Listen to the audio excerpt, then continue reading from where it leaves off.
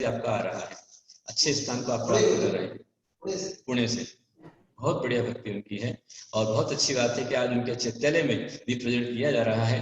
मेरा विजय कुमार जैन को और संपूर्ण परिवार को मेरा बहुत सारा आशीर्वाद। करेंगे दीप प्रज्वलन, दीजिए शुरू करें।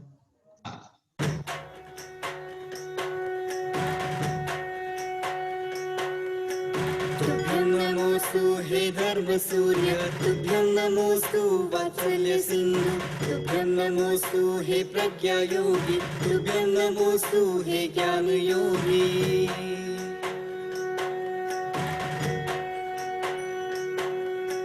तुभ्यं नमोऽस्तु महाकवीश्वर, तुभ्यं नमोऽस्तु हे आर्षमार्गी, तुभ्यं नमोऽस्तु हे मोक्षमार्गी, तुभ्यं नमोऽस्तु गुरुभक्तिनन्दी, तुभ्यं नमोऽस्तु गुरुभक्तिनन्दी, तुभ्यं नमोऽस्तु गुरुभक्तिनन्दी।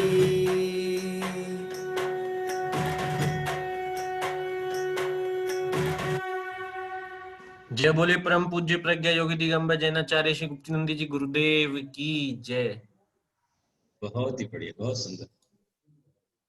विजय कुमार जी के बहुत ही पवित्र भरना में बहुत अच्छे भाव हैं और हर जगह उनको विजय मिल रही है। मैं उनको आशीर्वाद देता हूँ कि ऐसे ही लगन से स्वाध्याय करते हुए वो अपने ज्ञानावरणी कर्म पर विजय प्राप्त करें, एक दिन मोह पर विजय प्राप्त करें और जो विजय नाम था उसको सार्थक करें। बहुत सारा आशीर्वाद। हम लोग कल पढ़ रहे थे परस्परोपग्रहो जीवानाम, कि जीव जीव का परस्पर उपकार करता है।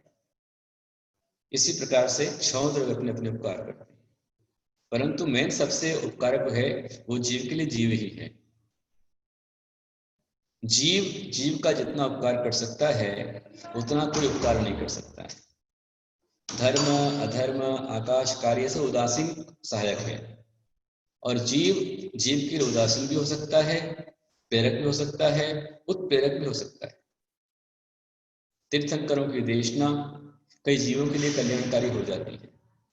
एक शब्द भी, जैसे हमने सुकमाल चरित्र पढ़ा है, तो सुकमाल चरित्र के अंदर स्पेशल आया हुआ है कि यशोधर मुनिराज जिन्होंने बिल्कुल 4 महीने का मौन रखा, उनकी बहन के कहने पर एक श्राविका जो सुकमाल मुनि की माँ थी, उसने, जबकि वो उनके बड़े भाई थे यशोधर मुनिराज और मुनि थे, तो भी अपने पुत्र के मोह में माँ ने कह दिया कि मुनिवर आप यहाँ चतुर्मास न करें, अब चले जाएं यहाँ से। तो ये कहते के साथ में उन्होंने कहा मुनिराज ने कि भाई मैं तो नियम ले चुका हूँ, चतुर्मास का मेरा संकल्प हो चुका है, मैं कैसे जाऊंगा।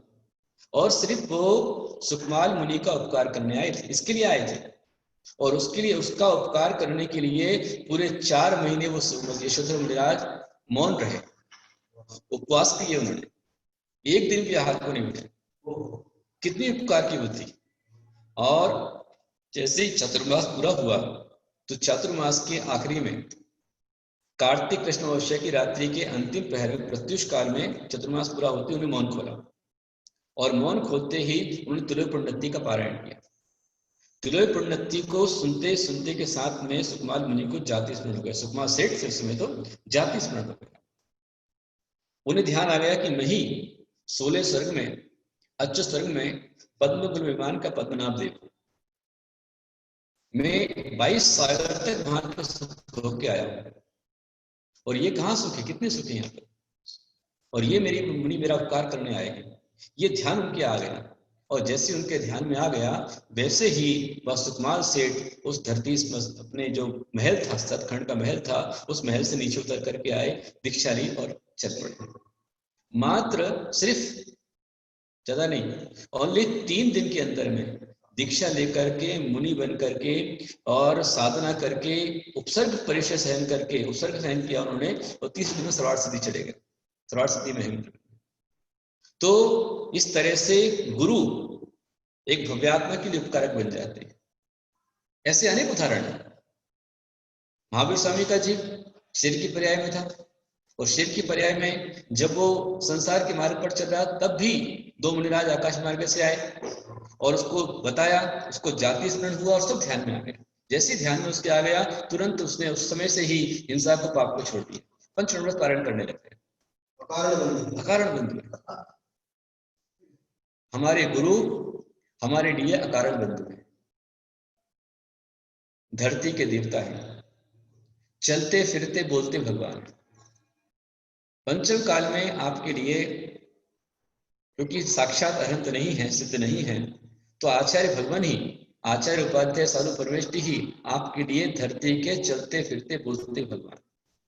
लेकिन वो जो हमें हमारी जिनवाणी के रास्ते पर लेकर चले, जिनवाणी को छोड़ निर्वाणी के रास्ते पर लेकर चले, वो नहीं। जो आचार्य श्याम सागर जी ने हमको मार्ग बताया, आचार्य महावीर कीर्ति गुरुदेव ने मार्ग बताया, आचार्य धर्म सागर, अजित सागर जी, वर्धमान सागर जी, आचार्य कुंज सागर जी, इनका जो मार्ग है वो बिल्कुल सत्य मार्ग है, अनेकांत मार्ग है, जिनवाणी का मोक्ष का मार्ग है। और ये सब जो आचार्य हैं ये सब जिनवाणी के अनुसार चलने वाले हैं। तो जिनवाणी के अनुसार चलने वाले जो गुरु हैं वो हमारा निश्चित रूप में उपकार करते हैं। उनकी वाणी को सुनने से हमारा उपकार होता है। वाणी ही नहीं, सर्वार्थ सिद्धि ग्रंथ में कहा है कि मुनि की मुद्रा के दर्शन करने मात्र से भी उपकार होता है। साधु का दर्शन ही बड़े पुण्य से मिलता है, बिना पुण्य के साधु का दर्शन नहीं मिलता है। इसलिए कहा है साधु नाम दर्शनम पुण्य, साधु का दर्शन पुण्य स्वरूप है। इसलिए दर्शन पाठ के अंदर आता है, क्या आता है? दर्शने जिनेन्द्राणाम साधूनाम वंदने च न चिरं तिष्ठते पापम छिद्रहस्ते यथोदकम्। दर्शने जिनेन्द्राणाम, जिनेन्द्र भगवान का दर्शन करने से, साधु नाम वंदने च, साधुओं की वंदना करने से, न चिरं तिष्ठते पापम, जो चिरकाल के पाप हैं वह भी बहुत देर नहीं टिक पाते हैं। छिद्र यशुद्ध, जैसे हाथ में छेद सहित अपना, जैसे अंजलि वाला हाथ है, इसमें छेद है, अब पानी भरा जाए कितना देर पानी रहेगा? नहीं रहेगा। इसी प्रकार से साधु की वंदना करने से पाप भी वो नष्ट हो जाते। साधु का दर्शन ही पुण्य स्वरूप है। साधु हमारे लिए, उनकी मुद्रा उपकारी है, उनका ध्यान उपकारी है, उनका नाम स्मरण उपकारी है, उनकी भक्ति करना उपकारी है, उनकी पूजा करना उपकारी है। साधु, मुनि, उपाध्याय, आचार्य, अरहंत, सिद्ध, ये सब हमारे लिए उपकारी है। और यही नहीं, जिनवाणी हमारे लिए उपकारी है, जिन धर्म हमारे लिए उपकारी है, जिन चैत्य, जिन चैत्यालय हमारे उपकारी है, जिन प्रतिमाएं, जिन प्रतिमाओं में यदि आप बोलोगे तो उसमें चेतना कहाँ है? चेतना नहीं है। लेकिन लेकिन लेकिन उन प्रतिमाओं के अंदर में जो कृत्रिम प्रतिमाएं हैं, उन प्रतिमाओं में जब आचार्य सूर्य मंत्र देते हैं, प्राण प्रतिष्ठा करते हैं, तो प्राण प्रतिष्ठा करने से जो ऊर्जा और मूर्ति के अंदर बन जाती है, वो मूर्ति ऐसी अतिशयकारी हो जाती है जिसकी आप कल्पना नहीं कर सकते। कई बार ऐसा बोलते थे कि पंच कल्याण के समय जैसे ही आचार्य प्रतिमाओं में सूर्य मंत्र डालते थे, सामने दर्पण रखते थे, और सूर्य मंत्र डालते के साथ ही, सूर्य मंत्र देते के साथ ही जो सामने दर्पण वो चटक जाता था। हाँ, आज भी हम लोगों ने अनुभव किया है, अभी भी अनुभव किया है। हमारे जज साहब भी यहाँ पर हैं और पूरा कश्मीर विश्वस्त मंडल है साथ में यहाँ पर। उन लोगों ने देखा है, बाबा जी हमारे बैठे शांति गुप्त जी उस समय थे वहां पर, भवनलाल जी के नाम से, कि जिस समय भगवान चित्तौड़ावा की मूर्ति खंडित हुई, जज साहब मूर्ति खंडित हुई, तो खंडित होने के साथ जब तक वो खंडित रही, 12 अप्रैल का दिन था वो, 12 अप्रैल 2017 को मूर्ति खंडित हुई, तब से लेकर के लगभग 26 जून तक, 25-26 जून तक उस मंदिर में, कश्मीर के मंदिर में जाने पर एकदम उदासीनता लगती थी, ऊर्जा नहीं छाई, एकदम भयावहता लगती थी, है ना महाराज जी? डर सा लगता था, जाने की इच्छा नहीं होती थी। फिर मुनीश्वर भगवान की जो ऋषि अमावस्या का मेला था वो करके में आ रहा था, तो उसी दिन अपने क्षेत्र से, कश्मीर से हमारे प्रमोद जी कासलीवाल, सुरेश कासलीवाल, भरत ठोले, नितिन गंगवाल, ये सब पहुंचे मेरे पास। भवनलाल जी उस समय थे और कहा कि आप तुरंत तो चलिए, बाबा ने आपको बुलाया। अच्छा, ऐसी भीषण गर्मी थी, लेकिन उस समय ही मैं निकल गया, तुरंत निकला, और लगभग उस दिन में लगभग कम से कम 18 किलोमीटर चला, धोरकिन के पास में आ गया। अगले दिन सीधा कश्मीर पहुंचा, और कश्मीर आकर के मैंने भगवान की प्राण प्रतिष्ठा की। मूर्ति में खंड, उसको बराबर व्यवस्थित रूप से उसको अखंड किया गया, जो आगम विधान उससे अखंड किया गया, आगम अनुसार करके, और उसके साथ में फिर उसको प्राण, जैसी प्रतिष्ठा हुई प्रतिष्ठा होती मूर्ति में जो तेज एकदम आ गया, वास्तव बना और एक रौनक आ गई इसके अंदर। ऐसे हम अनेक प्रतिमाओं को देखते हैं कि जिन प्रतिमाओं में आचार्य भगवान, साधु भगवान, 27 बार के अभिषेक, और सबसे बड़ी बात यह है कि वो भावना करते करते अभी 2019 से ये भावना बनी कि भाई साल में 27 बार भगवान का अभिषेक किया जाएगा। ये मैंने कमेटी को प्रेरणा दी, मंडल कश्मीर संस्थान को, कि आप लोग 27 दिन का अभिषेक चलने दीजिए, और सभी आचार्यों का ये मत है। तो उस बात को ध्यान में रखते हुए मुझे खुशी है कि संपूर्ण कश्मीर विश्वस्त मंडल कार्यकारिणी मंडल ने उस बात को स्वीकार किया और इस साल से मतलब 27 दिन का अभिषेक शुरू हो गया।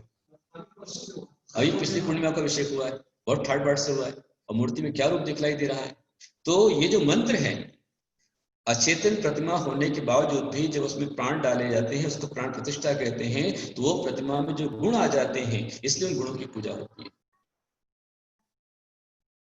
प्रतिमा का ध्यान करने से, प्रतिमा के स्वरूप के ध्यान से, इसलिए दिगंबर जैन आमनाय के अंदर में अकेले निराकार ध्यान की बात नहीं है। दिगंबर जैन आमनाय के अंदर में तदाकार मूर्ति की स्थापना और उसकी ध्यान भक्ति पूजा का विशेष महत्व है। इसलिए हमारे यहाँ पर अकृत्रिम चैत्यालयों की व्यवस्था बताइए, अकृत्रिम है, अनादिकाल से बने हुए। और ये जो वर्तमान के चैत्यालय हैं, बड़े बड़े आचार्यों ने, आप बताइए कुंदकुल स्वामी क्या लगा था हमको कि ऐसे महान ज्ञानी आचार्य होने के बावजूद भी वो गिरनार में दर्शन करने के लिए गए, अथवा जितने मंदिर उस प्रतिष्ठा में दर्शन करने गए। स्वयं आचार्य शांत सागर जी महान भेद विज्ञानी आचार्य थे, महान भेद विज्ञानी, और 40 वर्ष शांत सागर जी ऐसे भेद विज्ञानी होने के बावजूद भी, इतने तत्व ज्ञानी होने के बावजूद भी रोज नियम से डेली भगवान का पंचामृत अभिषेक रोज देखते थे, रोज। और जो हमारी अकृत्रिम प्रतिमाएं होती हैं वो परिकर सहित होती हैं। परिकर में अष्ट प्रात्याहार आते हैं, सनत कुमार, श्रवण, श्रीदेवी, श्रुति, सब उसमें आते हैं। तो इस कारण से उसी के रूप में आचार्य भगवान शांत सागर जी के पास जब अभिषेक होता था, तो जिस पांडुप शिला में, जिस वेदी के अंदर में तीर्थंकर भगवान की मूर्ति रखी है, उनके पास ही बाजू में पद्मावती माता की मूर्ति भी पास में होती थी, और उस पर पहले भगवान का अभिषेक होने के पश्चात यज्ञांश दान के रूप में उस पर अभिषेक किया जाता था, और वो अभिषेक आचार्य शांत सागर जी वहां पर बैठ के देखते थे, और बाद में वही गंध तक उनके पास में आता था और श्रद्धा से वो लगाते थे। बिल्कुल, कुंतलगिरी में सलेखना हुई। मैं तो जीवंत की बात कर रहा हूँ, जब जीवंत रूप में थे, संपूर्ण उत्तर हाथ में विहार किया, पूरा पश्चिम उत्तर दक्षिण सब जा रहे हो, लेकिन हर एक जगह जाते हुए उन्होंने अपनी आर्ष परंपरा को नहीं छोड़ा, और वो प्रतिमा के दर्शन और भक्ति का इतना महत्व था कि नियम से दर्शन करते थे। आज के साधु महत्व नहीं है उसका, लेकिन उनके अंदर बहुत महत्व था। जितने बड़े बड़े आचार्य, महान आचार्य, आचार्य शांति सागर जी, आचार्य आदि सागर जी, आचार्य वीर सागर जी, आचार्य शिव सागर जी, धर्म सागर जी, आचार्य महावीर कीर्ति जी, जितने बड़े बड़े आचार्य हैं, हर एक आचार्य ने जितना स्वाध्याय को महत्व दिया है, उतना ही महत्व उन्होंने अपने आवश्यक में देव वंदना को दिया। और इसलिए सभी आचार्यों के संग में नियम से चैत्यालय होता था, और चैत्यालय के पास में पूरा संघ बैठता था, और पूरा संघ अहोभाव से अभिषेक देखते थे। वो ये कामना करके बैठते थे कि ये साक्षात तीर्थंकर की पांडुशिला है और हम भी चरणधारी मुनिराज हैं, ये भावना करके जब बैठते हैं तो अपने परिणामों की शुद्धि बढ़ती है। इसलिए आज के आचार्य भी, हमारे आचार्य विमल सागर जी, आचार्य विद्यानंद जी, आचार्य कुंत सागर जी, आचार्य पुष्प सागर जी, ऐसे महान आचार्य। पुष्प सागर जी को मैंने देखा कि मैं जिस समय पुष्पगिरी गया और भगवान का अभिषेक संग चैत्यालय होता था, वो इतने भाव विभोर होते थे कि जैसे दूध का नंबर आया, दही का नंबर आया, बोलते रहा, और स्वयं आचार्य भगवान वहां अभिषेक करते थे। ये परिणाम, और इससे असंख्यात गुणी कर्मों की निर्जरा होती है, परिणाम विशुद्धि।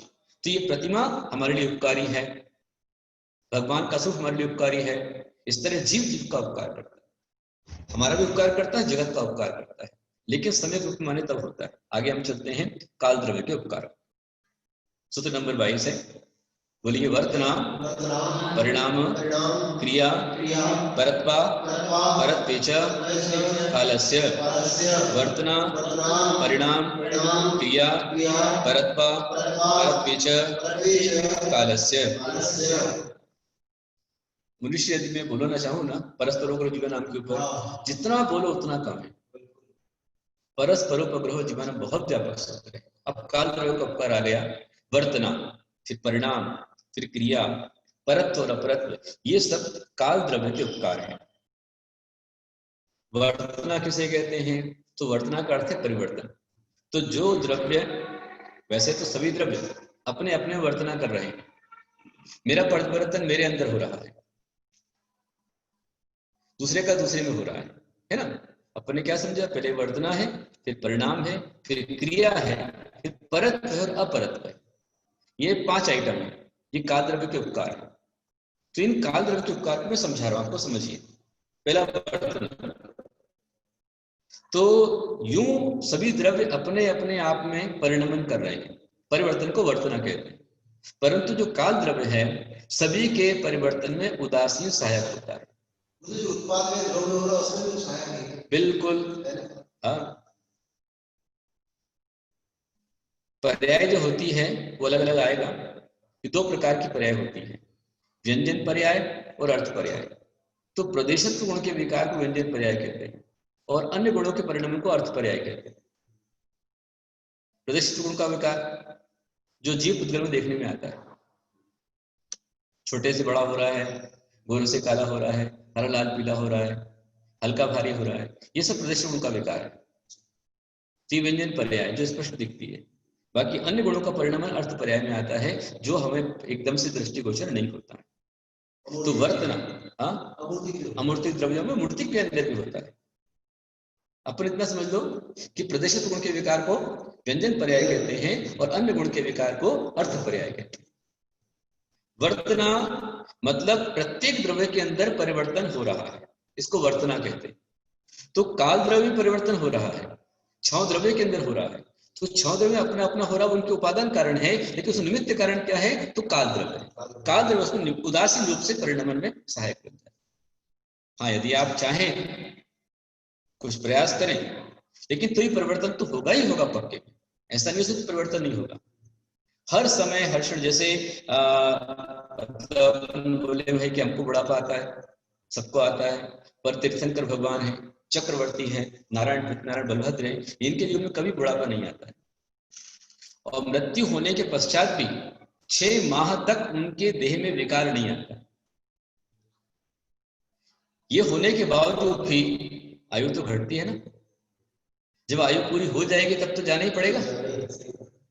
तो हर समय परिणमन हो रहा है, तो अपने हाथ से जो परिणमन स्वयं का हो रहा है उसमें भी उदासीन बन रहा है, उसको वर्तना कहते हैं। फिर परिणाम, वर्तना को और आप समझिए उदाहरण के साथ। जैसे हमारी माताएं रोज घर में दाल बनाती है, चावल बनाती है। चावल क्या बर्तन में रखते ही भात बन जाता है? उसमें उस चावल के बनने के लिए, चावल को भात बनने के लिए द्रव्य, क्षेत्र, काल और भाव चारों चाहिए। द्रव्य स्वयं चावल हो गया, क्षेत्र उसके लिए तपेली पतीला वगैरह का हो गया, कुकर हो गया, उसके अंदर योग्य पानी डाला गया, उसको अग्नि दी गई, हीट दी गई, ताप दिया गया उसके लिए, है ना। और उसके बाद फिर उसको काल, टाइम, माइक्रो ओवन आपके होते हैं घरों के अंदर, उस माइक्रो ओवन के अंदर में आप टाइम सेट कर देते हैं कितने समय के अंदर बन जाना। कुकर में सीटियां रहती हैं, 1 सीटी, 2 सीटी, 3 सीटी। तो ये काल, जैसे ही आपने चावल को तपेली के अंदर उतार दिया, उसको धो दिया और उसमें डाल दिया पानी डाल करके, वहां से उसकी भात बनने की प्रक्रिया शुरू हो गई। प्रतिक्षण परिणमन हो रहा है, इसे वर्तना कहते हैं। आज हम लोग 5वें अध्याय के सूत्र 22 तक पहुंचे, तो हठात पहुंच गए। कब से? लगभग 25 जुलाई से आपका मुख्य शास्त्र प्रारंभ हो गया। एक सूत्र पढ़ते पढ़ते पढ़ते पढ़ते पहला अध्याय पूरा हुआ, दूसरा हुआ, तीसरा हुआ, चौथा हुआ, आज 5वां अध्याय अपना 5वें का 22वां सूत्र आ गया। तो प्रतिक्षण हम बढ़ते जा रहे हैं। तो प्रतिक्षेपण का जो परिणमन है उसको वर्तना कहते हैं, परिवर्तन। समझ आ गया वर्तना? हाँ। फिर परिणाम, परिणाम कहते हैं, परिणाम मतलब क्या है? तो जो प्रत्येक द्रव्य के अंदर में अपने अपने भाव रूप में परिणमन हो रहा है, अपने स्वभाव को नहीं छोड़ना। मतलब जीव उद्गल नहीं बनेगा, उद्गल धर्म धर्म नहीं बनेगा, जीव जीव ही रहेगा। पर जीव होते हुए भी उसके अंदर जो काल हो रहा है, परिणमन हो रहा है, चेंज हो रहा है, उसको परिणाम कहते हैं। अपने स्वभाव को संभाल कर रखे, तद्भाव परिणाम। मतलब अपने परिणाम का अभाव नहीं होना ही परिणाम, अपने स्वभाव को नहीं छोड़ना ही परिणाम। समझ में है? भाई जैसे अपने जीवन में अलग अलग परिवर्तन आ जाते हैं, पर जो अपना स्वभाव है, मतलब हमारा जो जीव है एक ही रहेगा।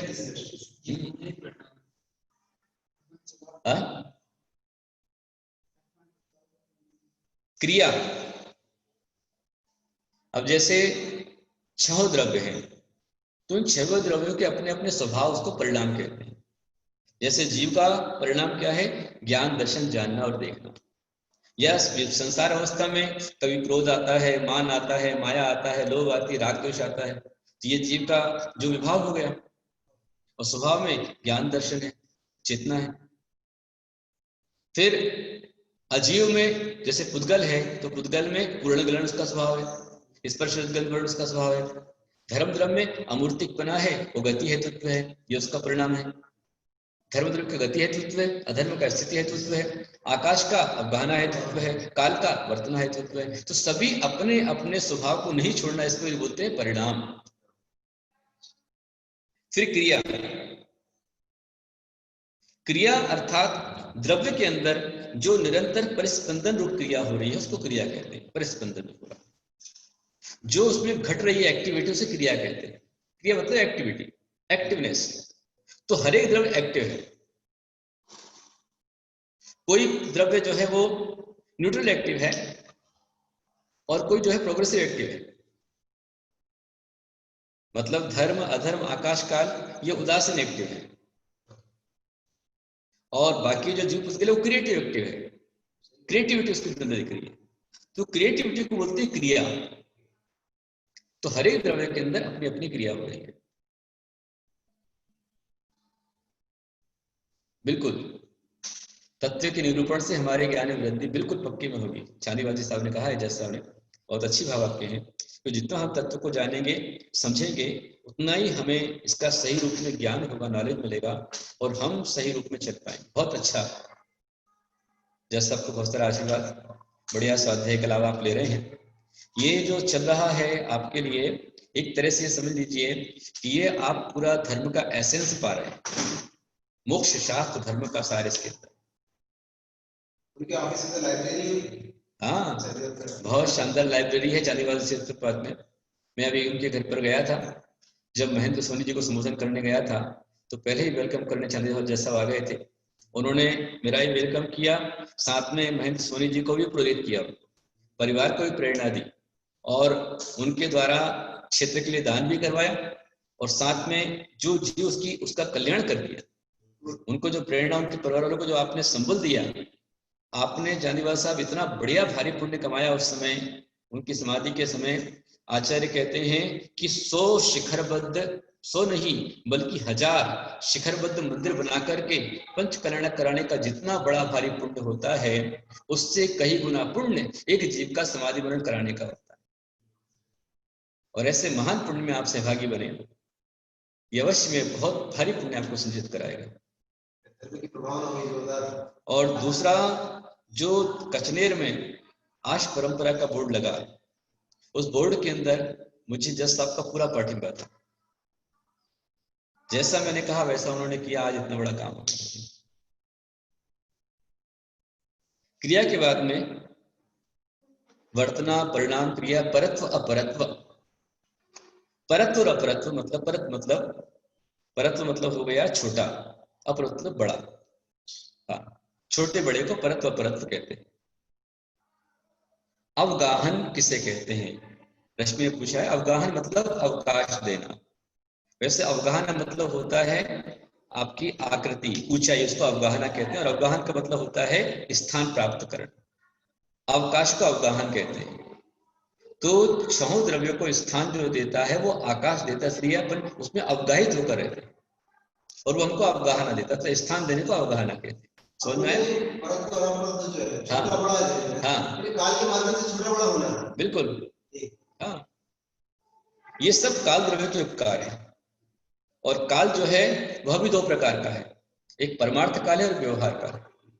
तो परमार्थ काल सिर्फ परिणमन रूप परमार्थ काल है, जो वर्तना हो रहा है परमार्थ काल है। और जो व्यवहार काल है वो तीन प्रकार का है, भूत, भविष्य और वर्तमान। भूत, वर्तमान और भविष्य, तीन रूप व्यवहार काल होता है। तो जहां पर परमार्थ की बात आएगी वहां पर व्यवहार गुण हो जाएगा, जब व्यवहार की बात आएगी वहां पर परमार्थ गुण हो जाएगा। इस तरह अर्पित अर्पित सिद्धे से मुख्य गुण व्यवस्थाएं चलती रहती। बहुत बढ़िया सूत्र है इसके अंदर में। तो ये हमने काल द्रव्य के उपकार को समझा। आज ये समझ लीजिए कि आज जितना भी आप देख रहे हैं, घंटा, घड़ी, minute, second, micro second, para second वगैरह जो भी है, ये सब टाइम, इस टाइम में जो भी आप देख पा रहे हैं, ये सब काल का ही उपकार है। आप चाहे जो के लो, पहले चलता था, क्या चलता था, कला, विकला और पल, घड़ी, ये चलते थे पहले। कल घड़ी, घटी पर होते थे, इतना पर इतनी घटी, चौघड़िया मुहूर्त निकलता है ना, घटी से निकलता है। पहले लोग घटी पर से काम करते थे, लेकिन आज के युग में जो है वो टाइम और घंटा सेकंड चलता है, सेकंड, मिनट, माइक्रो सेकंड, ये सब पूरे चलते हैं। ये आज थोड़ा चेंज हो गया। तो ये सब जो है ये सब काल के उपकार हैं।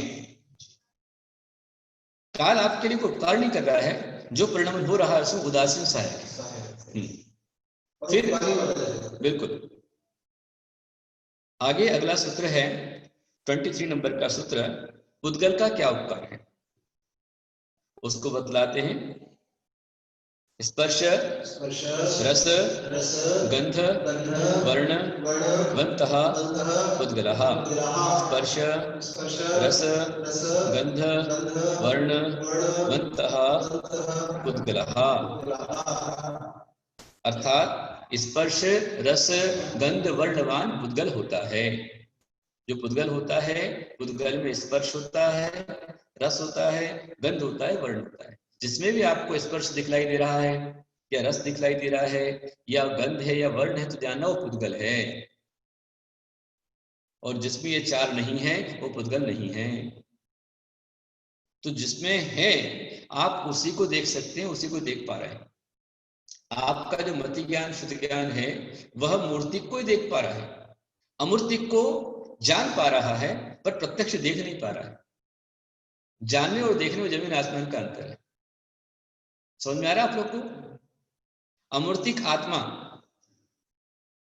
अमूर्तिक धर्म, अधर्म, आकाश, काल, इसको आप शास्त्रों के माध्यम से जान सकते हैं, मान सकते हैं, श्रद्धान कर सकते हैं, लेकिन इन चर्म चक्षुओं से या आपके स्मृति ज्ञान से आप उसको प्रत्यक्ष रूप में नहीं देख सकते। उसको प्रत्यक्ष देखने की सामर्थ्य किसके अंदर है? केवल ज्ञान।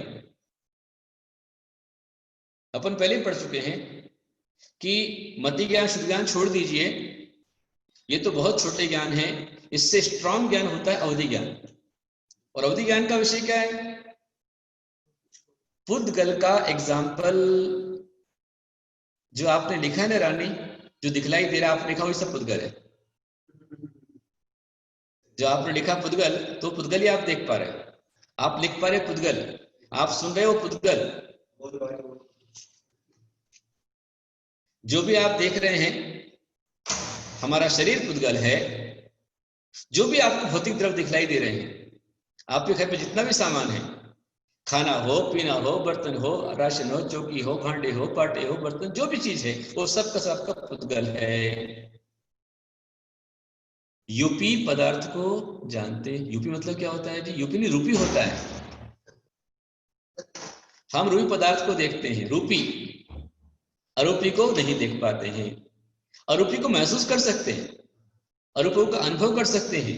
किससे कर सकते हैं? वो भी हमारा जो अनुभव होगा परोक्ष होगा, प्रत्यक्ष नहीं होगा, क्योंकि हमारा ज्ञान ही परोक्ष ज्ञान है। पहले ही आ चुका है, पहले अध्याय में आया था कि हमारे पास कौन से ज्ञान है, तो इनडायरेक्ट ज्ञान है, परोक्ष ज्ञान है। सुवर्णा जी ने पूछा है अंतर मुहूर्त में कितने मिनट होते हैं।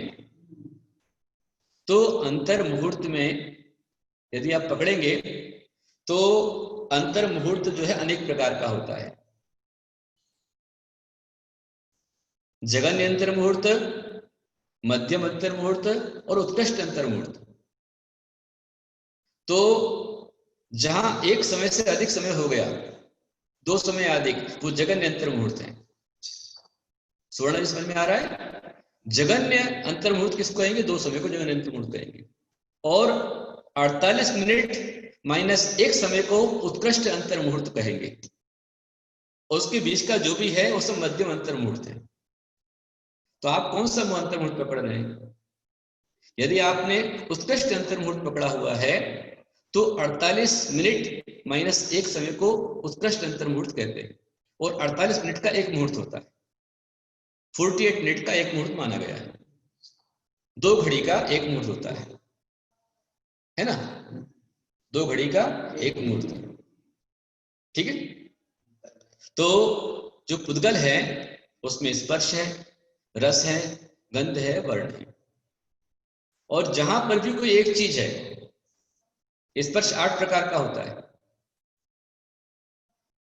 रूखा, चिकना, ठंडा, गरम, हल्का, भारी, कठोर, नरम। इस तरह से 8 प्रकार का स्पर्श होता है। और रस जो है वह 5 प्रकार का होता है। तीता है, खट्टा है, कड़वा है, कसाइला है, मीठा, ये 5 प्रकार का रस हो गया। 2 प्रकार गंध है, सुगंध दुर्गंध है, और 5 प्रकार का वर्ण है। तो जहां पर भी यदि रस आया है तो गंध, वर्ण, स्पर्श अपने आप आ ही जाएगा। एक गुण है तो अपने आप ऑटोमेटिक 4 गुण आ जाएंगे उसके अंदर। और ये जिसके अंदर है, स्पर्श, रस, गंध, वर्ण जिसके अंदर है, वो सब के सब पुद्गल हैं। हमारा शरीर पुद्गल है, शब्द पुद्गल है। अभी आगे अगले सूत्र आने वाला है। तो स्पर्श, रस, गंध, वर्ण ये सब पुद्गल के गुण हैं, पुद्गल के लक्षण हैं। मतलब जो स्पर्श, रस, गंध, वर्ण वाला हो वो पुद्गल कहलाता है। पुद्गल कौन कहलाता है? जो स्पर्श, रस, गंध, वर्ण वाला हो वो पुद्गल कहलाता है। फिर उस पुद्गल की कितनी पर्याय होती हैं उसको अगले सूत्र के अंदर बता रहे हैं। शब्द, बंध, सूक्ष्म, स्थौल्य, संस्थान, भेद, तमस, छाया, तपोद्योत, वंतश्च। शब्द, बंध, सूक्ष्म, स्थौल्य, संस्थान, भेद, तमस, छाया, तपोद्योत, वंतश्च। उधर की 10 पर्याय हो गई। मुख्य रूप में 10 पर्याय, बाकी विस्तार से बहुत सारी है। शब्द, पहला शब्द, फिर बंध, फिर सूक्ष्मत्व, स्थूलत्व, संस्थान, भेद, अंधकार, छाया, आतप और उद्योग, ये सब पुद्गल की 10 पर्याय हैं जो आपके सामने है।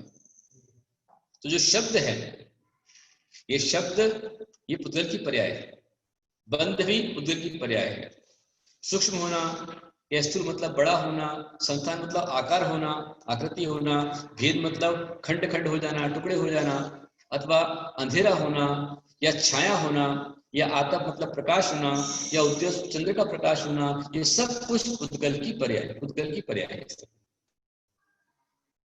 आपने पुद्गल की क्या है? तो ये सब पर्याय है। आप जो मैं कह रहा हूं, जो कहा जा रहा है वो शब्द पुद्गल है। आप जो सुन रहे हैं वो शब्द पुद्गल है। जो रिकॉर्ड हो रहा है वो शब्द पुद्गल है। फिर बंध, जो परस्पर मिलकर के खड़े हो रहे हैं, इकट्ठे हो रहे हैं, वो सब बंध जो है पुद्गल है। जैसे हमारे शरीर में अभी बंध है, तब तक ये शरीर आपका बिल्कुल व्यवस्थित रूप में चल रहा है। जिस समय इस शरीर के अंदर में धातुओं का रूप हल्का फुल्का हो जाता है, मतलब धातु का रूप विचल हो जाता है, तो हमारी धातुएं कम ज्यादा हो जाती हैं, शरीर के अंदर में परिणाम चेंज हो जाते हैं। और जिस समय शरीर से प्राण निकल जाते हैं तो प्राण के निकलने के साथ में इसके अंदर में भेद संध्या शुरू हो जाता है, विकृतियां शुरू हो जाती हैं, धीमे धीमे इसका बिखरना शुरू हो जाता है। भगवान तीर्थंकर जितने भी हैं या जितने भी अरहंत हैं, जब भी 4 घातीय कर्मों का नाश करके अरहंत बने हैं, वो अरहंत भगवान जैसे अरहंत बनते हैं उनके शरीर में केमिकल चेंज होता है। उनका औदय शरीर कैसा बन जाता है? परम औदारिक, स्फटिक के समान एकदम पारदर्शी हो जाता है। और ऐसे ही जब वो अरहंत भगवान अपने अघाती कर्म का नाश करके जब वो सिद्ध बनते, तो सिद्ध बनते के साथ ही उनकी आत्मा, जीव सीधा सिद्धालय में चला जाता है। जो शरीर है वो शरीर कपूर की भांति उड़ जाता है।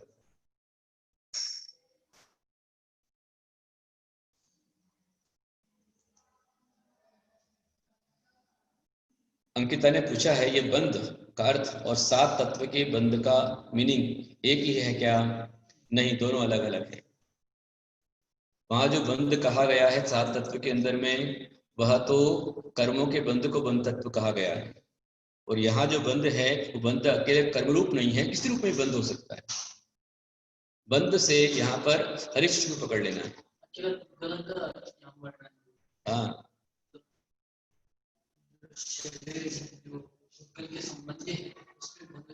यहाँ पर जो पुद्गल की बात चल रही है, तो पुद्गल का जो बंध होता है वो शरीर से संबंधित अकेले नहीं होता है, उसके अंदर पुद्गल का ही बंध होता है। जैसे कोई स्कंद है, उसमें आगे आने वाला है कि वेद संगात आपको उत्पत्ति होती है। जो स्कंद की उत्पत्ति होती है वो वेदों संगात से होती है। तो यहाँ पर बंध से पौद्गलिक बंध को सामान्य से समझना है। और वहां जो बंध तत्व की बात आई है वह जीव जनित कर्म करने पर जो बंध होता है उसको पकड़ा गया है। हाँ, वो बंध अलग है। 7 तत्व का बंध तत्व अलग चीज है, उसका एक विभाग है। और यहाँ जो बंध दिया हुआ है, ये बंध जो है वो जीव पुद्गल का बंध हो सकता है, पुद्गल का बंध हो सकता है, अन्य किसी प्रकार का ही बंध हो सकता है ना। तो ये बंध अलग चीज है। शब्द में 4 गुण कैसे लगाएं? बिल्कुल अच्छे से लग जाएगा।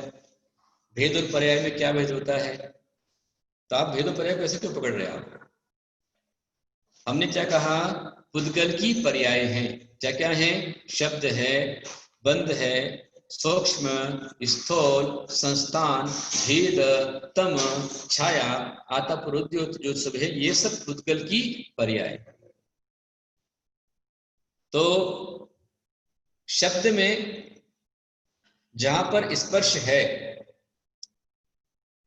वहां पर रस भी है, गंध भी है, और वर्ण कैसे है इसमें आपको अनुमान से समझना होगा। आचार्य की आज्ञा हमें माननी पड़ेगी। आचार्य भगवान ने कहा है कि जहां पर पुद्गल का एक गुण है वहां 4 गुण अपने आप विद्यमान है। उसमें मुख्य गुण व्यवस्था रहती है। कहीं पर स्पर्श मुख्य होता है, कहीं पर रस मुख्य होता है, कहीं पर गंध, कहीं वर्ण, कहीं गंध। जैसे सेंट है, इत्र है, तो इत्र में, सेंट में वहां गंध मुख्य है। और जहां मिठाई है वहां पर रस मुख्य है। मिठाई हो, मिर्ची हो, नीम हो, इनमें रस मुख्य है। अन्य चीजें वहां पर गुण हो जाती है, वो भी आती है। अब शब्द जो है, ये आप शब्द को पकड़ रहे हैं, आपकी कर्ण इंद्री पर जाकर के वो तरंगे वेब्स जो है टकरा रही हैं और आप सुन पा रहे हैं। तो ये शब्द पुद्गल हो गया, तभी आप उसको ग्रहण कर पा रहे हैं। पुद्गल होने का और बहुत सारा, क्योंकि ये शब्द को मैं यहां से बोल रहा हूं, मैं जबकि धर्म तीर्थ में हूं और आप कोई औरंगाबाद में है, कोई नागपुर में है, कोई दिल्ली में है, कोई अंबड़ में है, कोई भीड़ में है, कोई रोहतक में है। अभी लगभग मेरे पास में 89 डिवाइस है, यहाँ पर 89 डिवाइस है, और सब लोग सब तरह से सुन रहे हैं।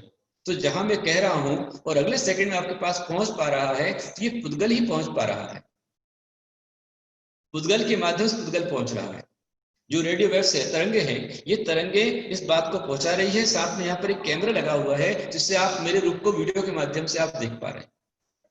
तो शब्द, ये शब्द मैं कम करता हूं, जब धीमे से बोलता हूं तो शब्द धीमा निकलता है, ओ, तो आपको आवाज धीमी आएगी। मैं जोर से बोलता हूं, आवाज तेज आती है। मैं घूम जाता हूं, आवाज का रुख चेंज हो जाता है। तो इसको रिकॉर्ड किया जा रहा है, सेव किया जा रहा है, आप सुन पा रहे हैं, आप इससे कम कर पा रहे हैं, ज्यादा कर पा रहे हैं। ये सब पुद्गल का ही भेद है। तभी आप इसको देख पा रहे हैं। और जहां ये स्पष्ट रूप से हो गया तो उसके अंदर उसका मुगुण रूप में वहां पर रस भी होगा, गंध भी होगा और वर्ण भी होगा।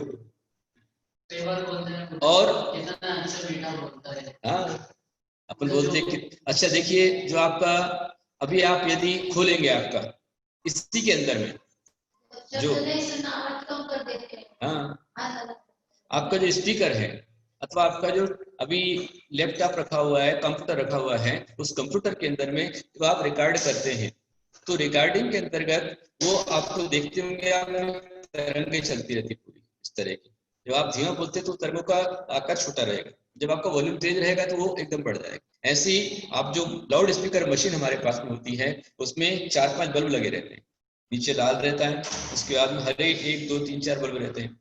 तो जिसकी आवाज जितनी कम रहती है उतनी कम लाइट जलती है, जिसकी आवाज जितनी तेज उतनी तेज लाइट उसकी जलती है, ऐसा होता है ना। तो ये शब्द जो है पुद्गल है और इसमें मुख्य रूप में हम उसके स्पर्श को पकड़ पा रहे हैं। और जहां स्पर्श है तो वहां पर जहां स्पर्श अविनाभावी संबंध उसका आता है कि जहां स्पर्श है वहां पर रस भी होगा, गंध भी होगा, वर्ण भी होगा। ठीक है, तो शब्द जो है ये पुद्गल है और इसका अपन ने पकड़ा। अभी हम बंद को समझा, फिर बाद में और भी अपन कल पकड़ेंगे। आज इतना ही हो चुका है, और किसी की जिज्ञासा हो तो भी आप पूछ सकते हैं। और आज का जो कोड वर्ड है आपके लिए, आपके अटेंडेंस का, आप जो अटेंडेंस आज देंगे लिंक आपको आएगी तो इसका आज से कोड वर्ड आपको रहेगा 80 80 मैंने दिया आज, इसलिए क्योंकि आज हमारे धर्म तीर्थ पर पंचमेरु की रचना हुई थी और 80 चैत्यालयों के रूप में 80 कलश रह गए थे। तो 80 चैत्यालयों का स्मरण कराने के लिए देखिए आप जो पंचमेरु के 80 चैत्यालय हैं, एक एक चैत्यालय में 108 प्रतिमाएं होती हैं। तो ऐसा 80 चैत्यालय को एक साथ रूप में लेने के लिए आज का कोड वर्ड क्या है आपका 80 ये आपका कोड वर्ड रहेगा लिंक देने के लिए आपका यूनिक वर्ड। इसमें आपको डालना है तो आपकी अटेंडेंस आज की हो जाएगी। चले चलते हैं। हाँ, हे जिनवाणी भारती तो ही जपो दिन रैन, जो तेरा शरण है सो पावे सुख चैन। जा वाणी के ज्ञान ते सुझे प्रकारो, सो वाणी मस्तक करो। देव जो अरिहंतरित पुरुषे उर्गत, दया धर्म पालो सदा यही मुक्ति का। धर्म कर संसार सुख, धर्म कर निर्वाण, धर्म पंथ साधे बिना नरते यंच समान। धरो अभिमान नहीं करो निंदा को निवारी, छोड़ो संसारी संग ध्यान तक। सुमति सुकरि संग बड़ो उपकारी है, निर्मल जैसो है गंगा को जल, काटा जय करम बंद नव तत्वधारी है। करो जब पारा विधि धारो तब, ऐसे मुनिरा सबको वंदना हमारी है, ऐसे ऋषिरा सबको वंदना हमारी है।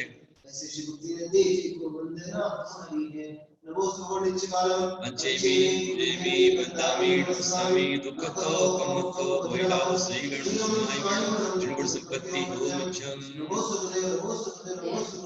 सबको बहुत सारा आशीर्वाद आशीर्वाद सबका आशीर्वाद। अगले मैसेज सूचना बसर भैया।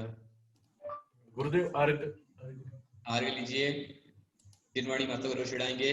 नीरगंध वस्त्र आदि अर्घ भाव से लिया, आपका विधान मात भक्ति भाव से किया। दिव्य देश नामान है देश आपकी, माते अर्चना हरे प्रवंचना विभाव की, माते अर्चना हरे प्रवंचना विभाव की। ओम कृष्णदास शांगिवाणी मां चरणे विजय फलादिर्मण पावती स्वाहा। अभी कल के लिए हमारे परम भक्त श्री भरत जी डोंगरे, संगीता भरत डोंगरे, सुमित पायट डोंगरे परिवार जो कि हटको औरंगाबाद में रहते हैं, उन्होंने कल के लिए अपनी ओर से हार्डलाइन प्रदान की है। कल का हाथ उनकी ओर से होगा। हमारा पूरे परिवार के बहुत सारा आशीर्वाद, भरत भैया के लिए बहुत सारा आशीर्वाद। चलेंगे आसन पर चढ़ेंगे। आचार्य कुंत सिंधु वात्सल्य दिवाकर, आचार्य कनक नंदी सद ज्ञान दिवाकर, जिन धर्म का डंका बजाना जिनका है धर्म, भक्त बोल बंदे कुंतु सागरम। जय जय जय गुरुदेव की जय, मोक्ष शास्त्र ग्रंथ कर्ता सीमा समय आचार्य आचार्य श्री गुरु सागरण आचार्य शरणेभ्यो जलफलादिर्वण्पां आचार्य भगत का आगे चढ़ाइए। आचार्य गुप्त नंदिनी कमाल कर दिया, वात्सल्य देके सबको माला कर दिया। पूजा हमारी आपने स्वीकार कीजिए, गुरुदेव मुस्कुरा के आशीर्वाद दीजिए। जय जय जय गुरुदेव की जय हो, जय गुरुदेव की। ओम ह्रूम प्रज्ञाव्याचर गुरुदेव साक्षात विराजमान सच्चिदानंद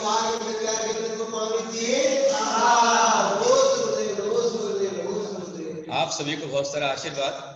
और मेरा आप सभी से कहना है कि पद्मावती फाउंडेशन जो बना हुआ है, इस फाउंडेशन के अंदर में बहुत जल्दी थोड़ी देर में ही हजारों लोगों ने अपना यहाँ पर एंट्रेंस दिया है, फॉर्म भरा है। ये फॉर्म जिनवाणी माता की रक्षा सुरक्षा उनके लिए समर्पण के लिए है। इसलिए मेरा आप सबसे आह्वान है कि जिन घरों में भी गृह चैत्यालय पद्मावती माता हैं और नहीं भी हैं, यदि हम पद्मावती माता को मानते हैं कि वह जिन शासन देवी है, धर्म की संरक्षिका है और उनका आगम्य स्थान है, तो जिनवाणी के समर्पण रखते हुए आप सभी जितने महान भाव सभी अपनी अपनी ओर से वो जो पद्मावती माता का फॉर्म है उसे आप भरें और भर करके सदस्यता ग्रहण करते उस ग्रुप को मजबूत करें, जिससे जब भी कोई बातचीत होती है तो आपका सपोर्ट उनके पास पूरा पूरा रहे। ये मेरा आप सबको आह्वान है। आप सभी संघ के दर्शन आप कर पा रहे हैं यहाँ पर, देख रहे हैं आप। जय बोले आचार्य श्री गुप्तानंद जी गुरुदेव की जय, आचार्य संघ की जय। शांति गुप्त बाबा जी, विनय गुप्त जी, तीर्थश्री माता जी, ये सभी यहाँ पर हैं और धन्यश्री माता जी भी यहाँ पर हैं। आप सभी के दर्शन कर पा रहे हैं। सभी के लिए पूरे संघ का आप सबको बहुत सारा आशीर्वाद। बोलो मिंटी भैया। जी जी, अभी 6:30 बजे इसी आईडी पे महामृत्युंजय जाप भक्तांबर पाठ और आरती संपन्न होगी, तो आप सब लोग फिर से 6:30 बजे इसी आईडी पे ज्वाइन होइएगा। एवं कल के दीप प्रज्वलन करता नैना जी गिलरकर रहेंगे शाम के। और भी किसी को नाम देना तो वो अपने नाम चैट बॉक्स में या फिर मेरे नहीं, आज शाम के नहीं भैया, नहीं गुरुदेव, कल शाम के कल इस सपाट क्लास मोक्षास्त्र क्लास में सो नैना गिलरकर वो कल के रहेंगे दीप प्रज्वलन करता। उनकी भावना बनी है, बहुत अच्छी बात है। और आज शाम को जो महामृत्युंजय का जाप होगा, आज सुबह का प्रवचन का संकल्प दीप हमारे परम भक्त के चांदीवाल जी साहब ने लगाया था, और शाम का जो संकल्प दीप है वो सुमेर चंद जी काले वो दीप प्रज्वलन करेंगे। तो आप सभी जुड़ करके लाभ लें और कभी भी आपको भी मौका मिल सकता है समिति के माध्यम से। जैसे अभी एक क्लास में हमारे शेला जी ने दीप प्रज्वलन किया था और सुबह भी वो कर चुकी हैं, फिर कहीं मौका मिल सकता है उनके लिए। तो सभी आप लाभ लेते रहे। शाम को 6:30 बजे महामृत्युंजय जाप फिर शामिल रहे। सबके लिए आशीर्वाद। जय बोले आचार्य श्री गुप्तानंद जी गुरुदेव की जय। मैं आप सबके माइक अनम्यूट कर रहा हूँ, आप गुरुदेव को नमोस्तु बोल सकते हैं। नमोस्तु गुरुदेव, नमोस्तु गुरुदेव, नमोस्तु गुरुदेव, नमोस्तु गुरुदेव, नमोस्तु गुरुदेव, नमोस्तु वंदना माता जी, वंदना माता जी। जय बोले आचार्य श्री गुप्तानंद जी गुरुदेव की जय, आचार्य संघ की जय।